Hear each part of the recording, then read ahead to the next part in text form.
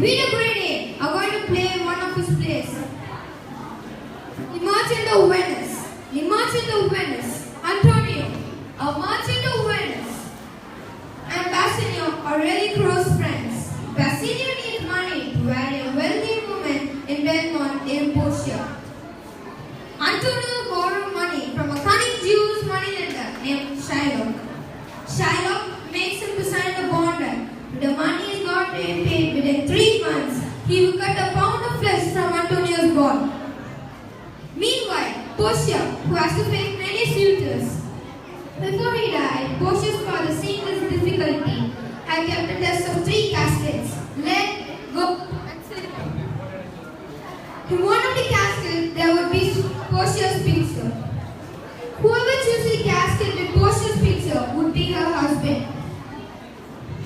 The Prince of Monaco chooses the gold casket and finds a skull and a warning. The silver casket was chosen by Prince of Aragon and chooses and finds a portrait of an idiot and another warning. Bassanio chooses the lead casket and finds Portia's picture and claims her as his wife. Meanwhile, Graciano, Bassanio's friend, marries Teresa, Portia's maid. Speaking of a devil, a bad news came from Antonio. His ships are lost at the sea and he is unable to pay his debt. So when he happens to Venice, the wife disguised him for them too. Portia disguised herself as Balthazar, a lawyer, and Teresa as a clerk. Portia enters the courtroom and changes the whole nature of argument. She speaks not for justice, but for mercy. The battle between Shylock and Portia. Portia wins and Shylock is refused to leave the courtroom. Now the couples are ready for their life of happiness. Now let's see it live. Before that, I would like to introduce you to the characters.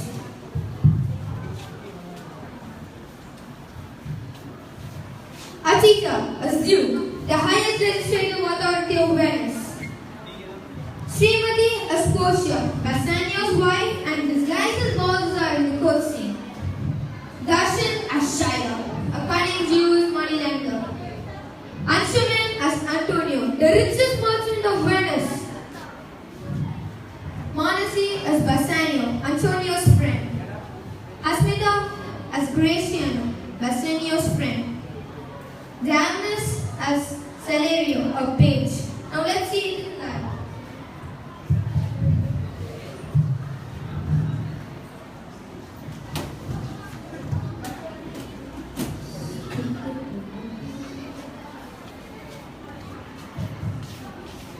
Today we are assembled in the court to discuss a very strange case between Antonio and Shylock. As Antonio couldn't pay his debt, Shylock is insisting a pound of flesh. Let's see what the court says.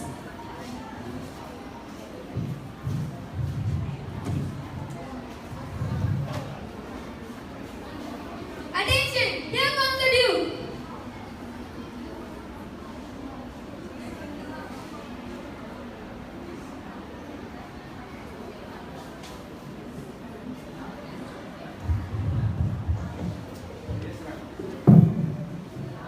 Is Antonio here?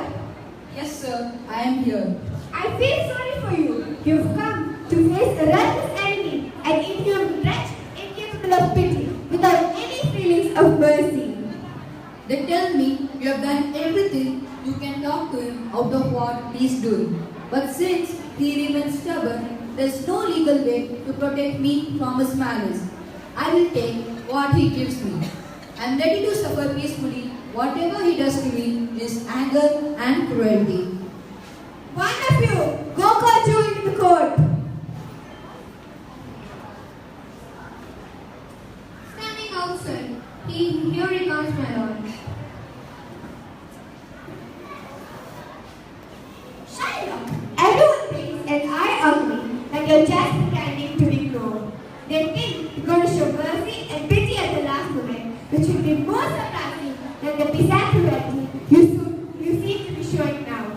And even though you're here to collect your penalty, a pound of this poor virgin's flesh, they think you not only let it go, but out of humanity and love, you forget some portion he owes you too.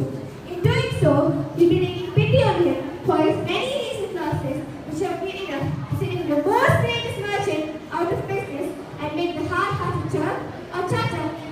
body for him. What do you say? We all expect a nice answer from you, Jew. I have told you what I intend to do, and I have sworn by the Holy Sabbath to seek the penalty which is due according to the contract. If you refuse me to allow me to do so, your city's charter and its freedom have no validity. Do not ask me why I'd rather have a pound of decaying flesh than 3,000 ducats. I won't answer that. Let's just say because I feel like it.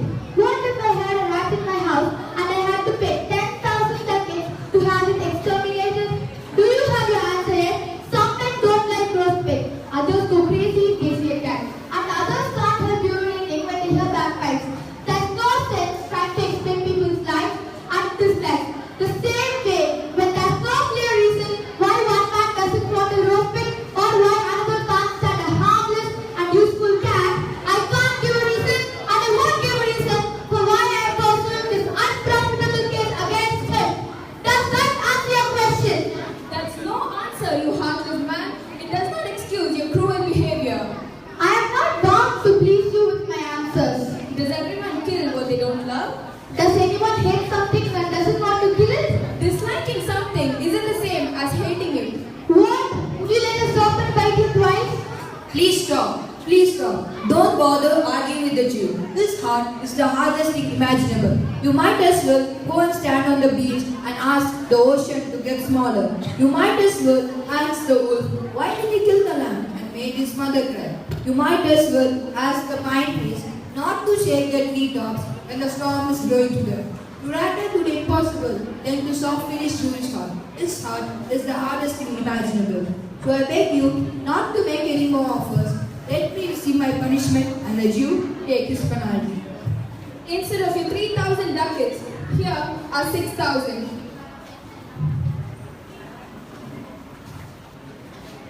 Even if you paid me 6 times that, I won't accept it. I would choose to take my penalty from him. How can you hope for mercy for yourself when you don't give any now? Why should I be afraid of your judgment when I haven't done anything wrong? Many of your own slaves, like your donkeys and dogs and mules, you use them to perform awful jobs. Should I say to you, set them free, let them marry your children? Why are you making them work so hard? Let them be as soft as you are, and let them eat the same food as you. No, you would answer the slaves are ours. And that's the same way I am answering you. The pound of flesh that I want from him was very expensive. It's mine and I will get it. If you refuse me to do so, the loss of wellness has no validity. So answer me, will I get it? I have the authority to dismiss this court. And this Galileo comes to me. He's a legal expert. I sent for an actress judge to settle this matter. My lord, there's a letter from Galileo's office. It came from Padua.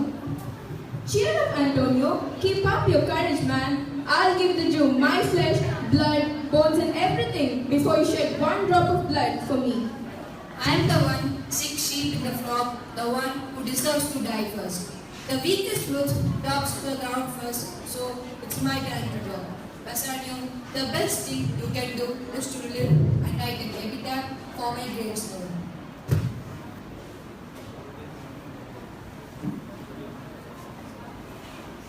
Why are you sharpening the knife so eagerly?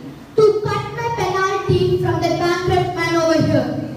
You're sharpening that knife not on your soul, but on your soul, you cruel Jew. No metal, not even an executioner's axe, could ever be half as sharp as a hatred. Can't any prayers reach your heart? No, not that you are smart enough to make one.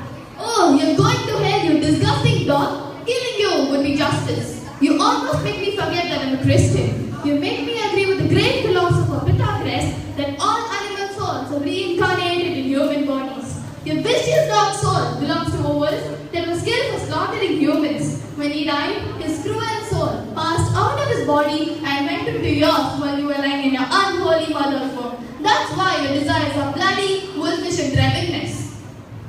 Unless your dogs can undo the signature of my contract, you're just wearing out your lungs for speaking so loud. Be quiet, God, be quiet, or you'll lose your mind. I stand with the law on my side. This letter from Valerio introduces us a young, well-educated legal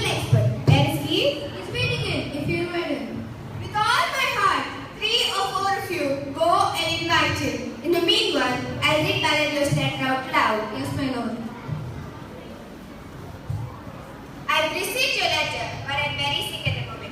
As it happened, when your messenger came in, a young lawyer from Rome was visiting me. His name is Balthasar. I told him about the case of the Jew and Antonio the Virgin. He knows all the legal opinions about this matter, and he has his own expert opinions as well.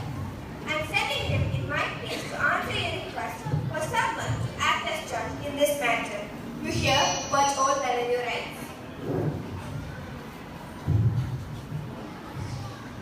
And this is the legal professor. I take it. Let me shake a hand with you. Did old Valerio send you here? Yes, my lord. Welcome. Please have your place. Are you aware of the case currently before the court? Yes, thoroughly. Who is the merchant and who is the Jew? Antonio and Shiloh, both of you come forward.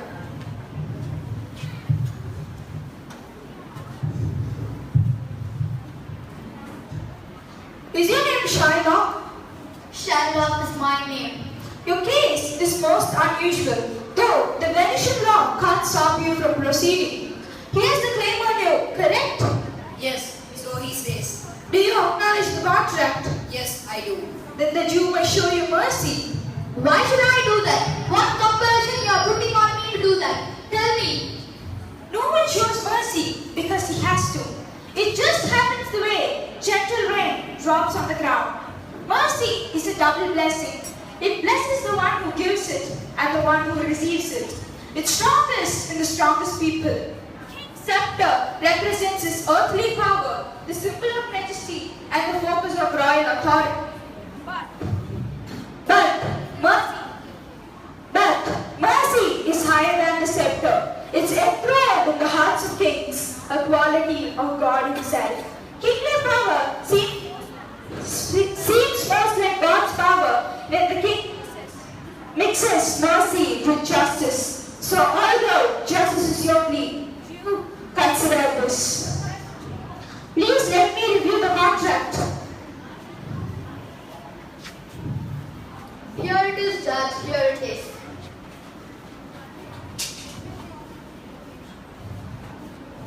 Shylock, they are offering you the 3 times money you lent. But I made an earth and earth and earth in heaven. Should I perjure my soul by disobeying it? No, not for all of Venice. The money wasn't paid back, and so the Jew may lawfully claim a pound of flesh near as the merchant heart to be cut off by him. But please to have mercy. Take 3 times the money you lent and tell me to clear up this contract. I'll clear it up. But when it's paid according to the contract. You seem to be a good judge. Your explanation has made sense. So I urge you to deliver the sentence. Nothing here anyone can say will change my mind. I am sticking to the contract. I beg the court to deliver the verdict. Well then, here it is. You must prepare yourself for his knife. What a wise judge. Oh, you excellent young man. The law fully authorizes the penalty which you have to pay according to the contract. Yes, you are right. You're so much older than you look.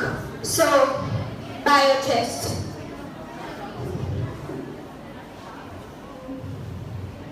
Yes, his test. That's what the contract says. Doesn't it, Judge? Nearest his heart. Those are the very words. Yes, is there a scale to weigh the flesh? Yes, I have it ready over there. Be a surgeon to stand by and bind his wound shallow, so he doesn't bleed to death. Is that called for in the contract? Not explicitly, but so what? It wouldn't hurt you to be charitable. It's not in the contract. I can't find it. You, merchant, do you have anything to say? Not much. I am ready and waiting. Bassanio, goodbye. Don't be sad that this happened because of you. Because ladies love be nicer to me than usual. Usually, she makes an unhappy man live on earth after he loses his wealth. But in my case, she's letting me avoid that misery. Send my honorable greetings to your honorable wife. And when the tale is done, ask her to judge whether Bassanio had a friend. He said only the fact that you will lose me. But your friend doesn't begin that he paid your debt. If the Jew was deep enough, I paid instantly with all my heart. Antonio, I married a woman as dear to me as life itself. But life itself, my wife, and the whole world aren't more important to me than your life is. I would give it all up. Yes, I would sacrifice it to this devil here to save you. Your wife wouldn't like it if she were here to hear you make that offer, sir. I have a wife I love. I wish she were in heaven so she could appeal to some power to make this dog Jew change his mind. That's what you get for marrying Christian husbands. Even I have a daughter. I wish she'd marry a new barbarian son instead of a Christian. So, we are wasting time. Please deliver the sentence. A pound of this merchant's flesh is yours. The court awards it and the law authorizes it. Oh, wise judge. You have to cut this. And you have to cut this flesh from his chest. The court awards it and the law allows it. Yes, you are right. That's what the contract says. So, Antonio, get ready for my knife.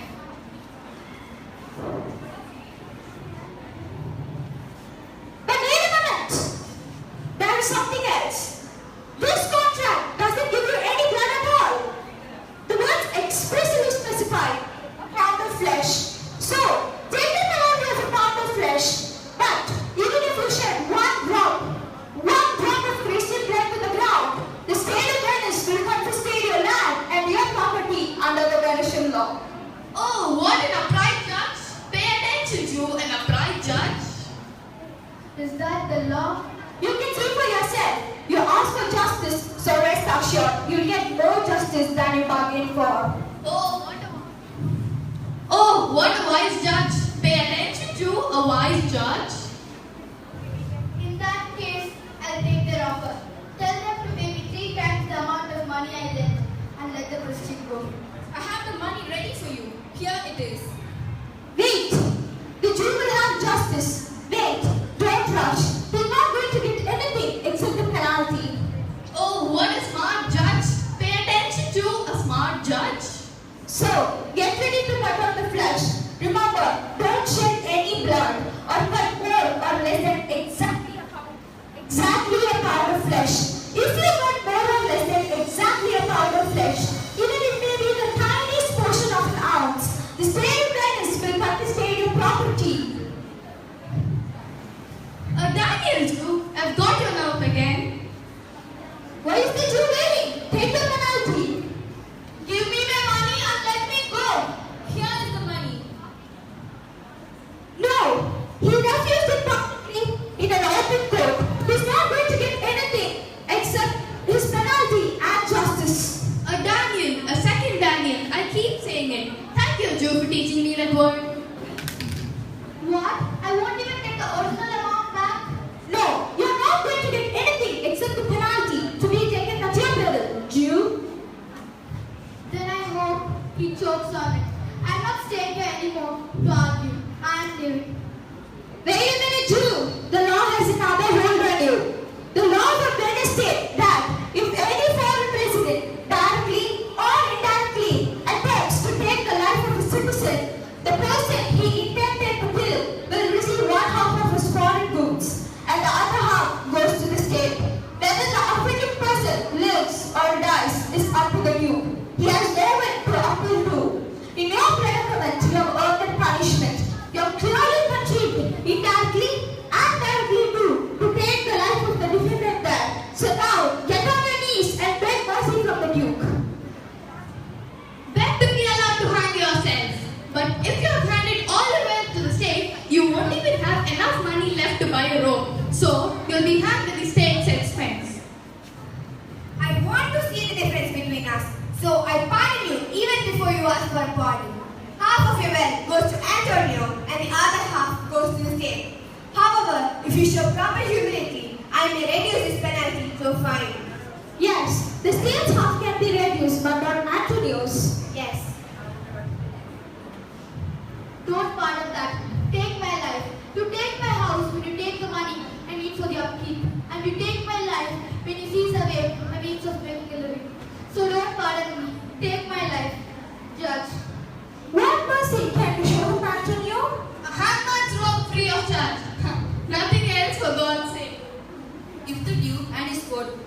set aside the fine for one half of his property. I'll be as happy as not he lets me have the other half interest.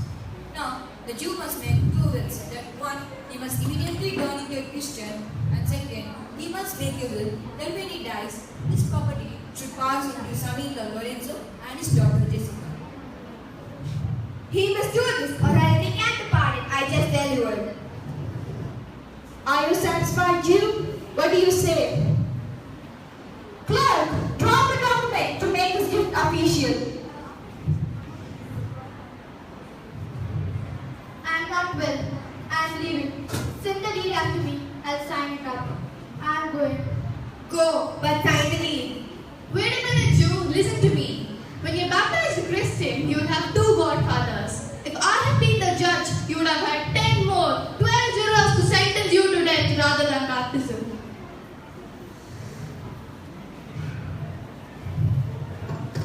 Sir, why don't you come home with me for dinner tonight?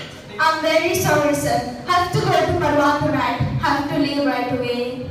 Oh, I'm sorry, sir. We don't have time. Antonio, give this gentleman a reward. In my opinion, you owe him a lot. Sir, thanks to you, my friend and I have been freed from paying some awful penalties today.